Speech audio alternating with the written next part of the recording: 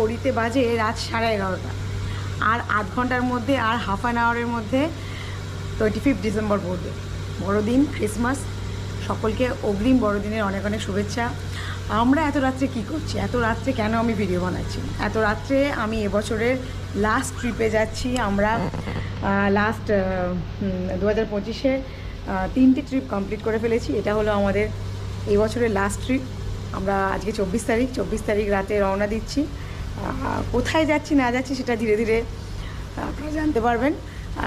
আজকে যেতে যেতে আমরা কলকাতা শহরের যে আলোর রোশনাই, বড়দিনের যে আলোর সাজ, সেগুলো আমরা ধীরে ধীরে দেখতে পাবো। এবং কোথায় যাচ্ছি, লং ড্রাইভে যাচ্ছি, গাড়ি নিয়ে যাচ্ছি, ওভারনাইট জার্নি আছে, ধীরে ধীরে বলবো যে কোন দিকে যাচ্ছি আমরা। তো চলুন যাওয়া যাক।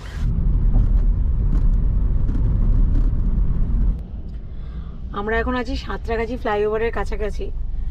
ফ্লাইওভারটা এখনো দূরে রয়েছে, এখন থেকে দেখুন ম্যাপে দেখাচ্ছে পুরো লাল। আশা করেছিলাম যে জ্যাম হবে, কারণ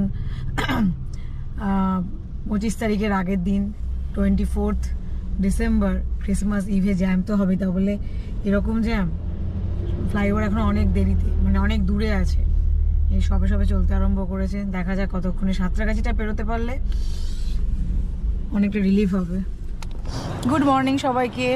কালকে সারা রাত জার্নি করার পর আমরা এখন আছি ঝাড়খণ্ডে, রাঁচির খুব কাছাকাছি। একটা জায়গায় ব্রেকফাস্টের জন্য দাঁড়িয়েছি। প্রচণ্ড ঠান্ডা, মানে বরফের ঠান্ডাটা আলাদা জিনিস, এটা হলো হাড় কাঁপানো ঠান্ডা। এখন 9 ডিগ্রি দেখাচ্ছে, সূর্য উঠেছে, কিন্তু তা সত্ত্বেও সূর্যটার সঙ্গে সঙ্গে ঠান্ডাটা আরও বেশি পরিমাণে বেড়ে গেছে। আমরা এখন দাঁড়িয়েছি ব্রেকফাস্টের জন্যে। ব্রেকফাস্ট খাওয়া হয়ে গেছে অলরেডি।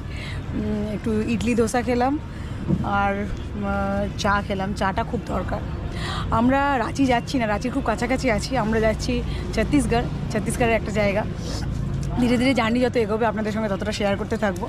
ওয়েদার ভীষণ ভালো, তবে খুব বেশি পরিমাণে ঠান্ডা। কলকাতার ওয়েদারে আমাদের এই ঠান্ডা নেওয়ার অভ্যেস নেই, যার জন্যে সমস্যাটা হচ্ছে। মানে হাত ফাতগুলো একদম বরফ হয়ে যাচ্ছে। গাড়ির মধ্যে যতক্ষণ আছে ততক্ষণ ভালো, গাড়ি থেকে বেরোলেই ঠান্ডাটা মারাত্মকভাবে লাগছে। চলুন যাওয়া যাক। এখন আমরা এই একটা ধাবাতে দাঁড়িয়েছি, এখানে আমরা ব্রেকফাস্টে সারলাম। এবার এখান থেকে আমরা রওনা দেব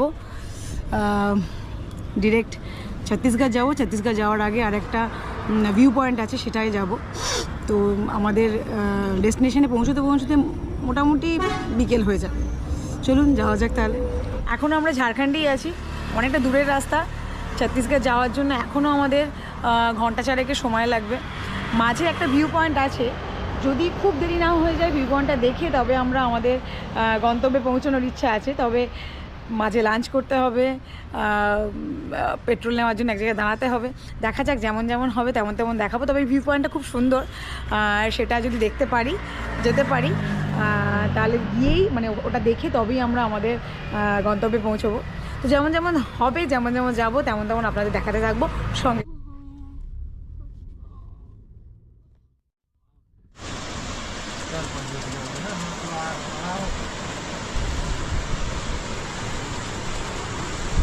জল মোটামুটি ঠিকই আছে, দেখুন।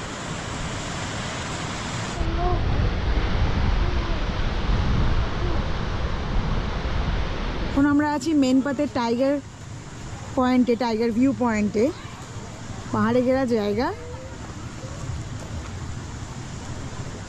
তার মধ্যে সামনে একটা ছোটোখাটো ঝর্ণা রয়েছে। জায়গাটা যতটা হাইপ রয়েছে যে টাইগার ভিউ পয়েন্ট ততটাও কিছু নয়, পুরোটা কমার্শিয়ালাইজড। লোকজন